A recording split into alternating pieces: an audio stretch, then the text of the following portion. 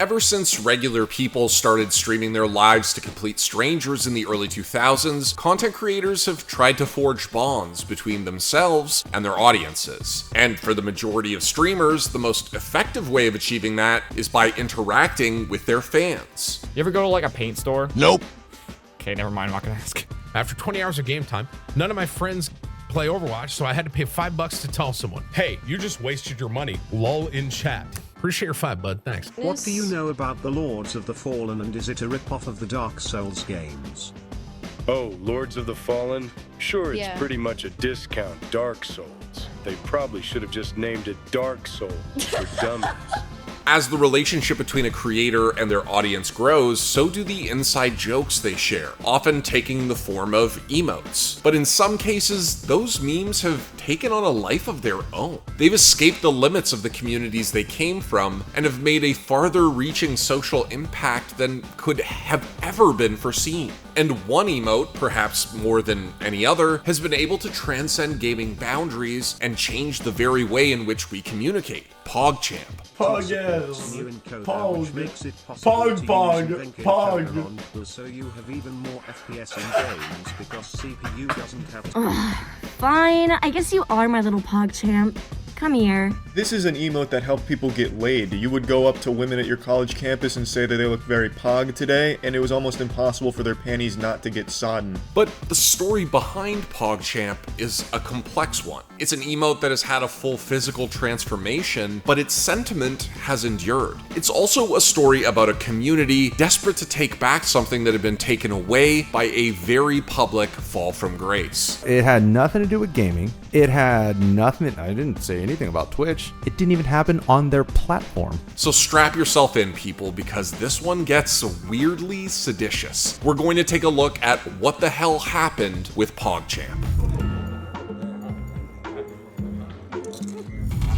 Yo, what the hell are you doing in here, man? What, this is the dankest place in the office, dude. Where else am I gonna bring back the meme videos but here? Dude, we have a real studio now. You don't have to shoot in here. I already named all the rats, man. Josh, those aren't rats. Those are the interns.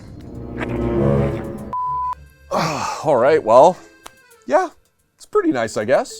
So way back in March of 2017, back before I had kids, a dab rig, and a deep knowledge of various trains, one of our very first meme exploration videos was about Pogchamp. So for the noobs in the back who haven't seen our original 2.5-minute mimetic masterpiece, here's a quick recap. Pogchamp was the face of fighting game personality and streamer Ryan Gutex Gutierrez, one of the founding fathers of the once beloved FGC YouTube channel Cross Counter TV. The face we all came to know and spam first appeared in a blooper reel CCTV released in November 2010 when there was a bit of a camera malfunction on set. Oh, sorry. No, I was going to the cloud. No, we're good, don't worry. All right. Now, as great as his expression was, there just wasn't a word at the time to describe it. But all that changed a year later when Cross Counter TV released a promo video from Mad Catz Fight Stick using a friendly match of Pogs between Gutex and Mike Ross. And it was in this video that Gutex blurted out a phrase that wouldn't just change his life, but the internet itself forever. Mad Catz TE Stick. Pog champions.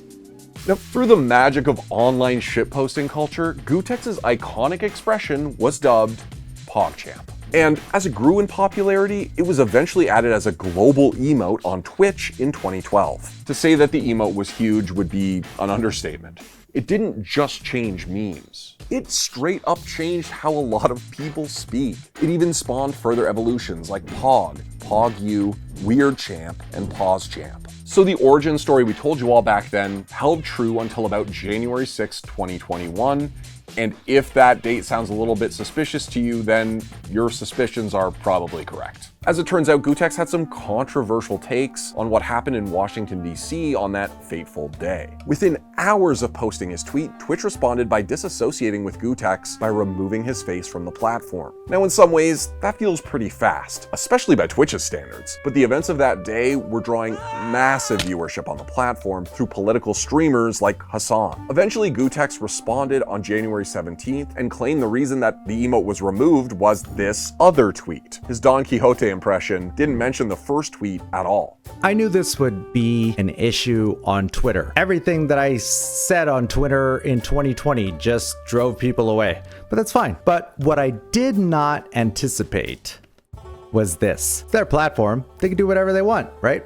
So rather than fire off a knee-jerk reaction of my own, I just decided to take a breath, chill out for a little bit. And if you look at the comments, it's not even people supporting Gootecks or getting angry, it's just people that were sad to see him like this. Mostly because Cross Counter TV had been such a big part of the fighting game community, and both he and Mike Ross did a lot for it. Now, we've covered stories about other controversial emotes in the past, but not one quite like this. We've seen existing emotes repurposed in controversial ways, which we explored in our episode on Tryhard. But we're talking about a mismatch between an emote's obvious use and the face of the person depicted, like a comically bad mismatch similar to this one. I'm Captain Lou Albello talking to you about drugs. Kids, don't be afraid to say no. Anyone that asks you to use drugs is not your friend. Drugs can and will kill. And if you do drugs, you go to hell before you die.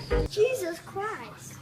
The problem though is that people weren't ready to give up on Pogchamp, the emote, that is. In fact, it speaks to the power of the emote that its absence was immediately and keenly felt. Most people speculated that there would be some kind of reimagining of it rather than a total farewell. But there were those who were frustrated that it had simply been removed without discussion. I'm not a huge Twitch memer or emote, enthusiast kind of thing, but even I was sad to hear they removed Pogchamp. Eventually, Twitch recognized this and decided that while the spirit of the Pogchamp emote was immortal, it needed a new face. So in an attempt to solve this problem, beginning on January 8th, Twitch announced the Pogchampioning, 35 days where the emote took on 35 different forms. Anyway, for a while, nobody knew what Pogchamp's new form would be. Most of the candidates were a streamer's face, and clearly they all wanted their shot to become the next Pog. But over time, a favorite emerged in the form of Komodo Hype, a global emote added in 2015 that showed the excited reaction of a Komodo dragon originally captured in 2008. Finally, when February 12th, the day of the Pogchampioning arrived,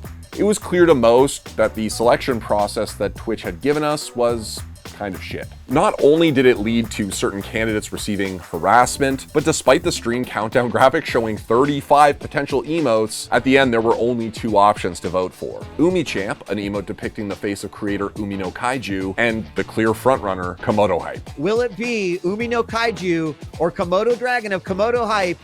You're about to find out. And in the end, the people cast their votes and made their decision.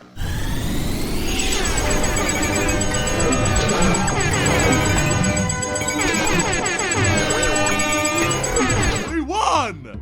We won! We won! We won! We won! Wait, they made Komodo Hype Pogchamp! What? Yeah, dude, the best Pogchamp we're gonna get. And while an undeniable reason Komodo Hype triumphed is that big content creators like Mizkif championed it early, I also just think that they did so for a good reason. Komodo Hype is awesome. There's no doubt that it effectively channels the spirit of the original Pogchamp. Just look at the sense of wonder and excitement reflected in his bulging reptilian eyes. Although that's not to say that everyone was a fan of their newly appointed Lizard King. Oh, this new emote is so shit. I hate it so much. And look, I get it. Change is hard, and it's difficult not to mourn the original Pogchamp because, honestly, it was perfect. It organically emerged from a doting community, and it naturally encapsulated an unforgettable energy that just effortlessly vibed with not just gamers, but broader Twitch culture on a level that few emotes ever have. The question that many are left wondering though is, was this change really necessary? The emote itself was known, but was the man behind it truly identifiable? The vast majority of which don't even know that it's me. They don't know who Gootecks is.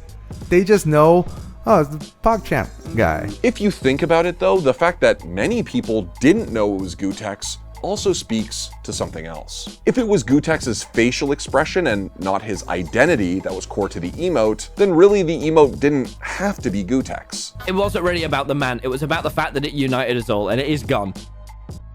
And I am so upset. Listen, at the end of the day, the death and rebirth of Pogchamp is the product of one man's decision. Gootecks is still a bit salty about his removal, but he's only continued his journey off the deep end since then. And with streaming platforms becoming ever more reliant on advertising, Twitch, whether we like it or not, had every right to distance themselves from him in an effort to protect that. Things change, but community is forever. Faces may come and go, but the energy that connects strangers across the internet can't be erased by the actions of a single individual. Nothing may be permanent in this world, but the spirit of Pogchamp, fortunately, is, regardless of the face that represents it. You know, Josh, it's kind of nice that we were able to update the original Pogchamp video. Agreed. There's nothing worse than being old on the internet, but with that said, I guess I'll see you all in 6 years.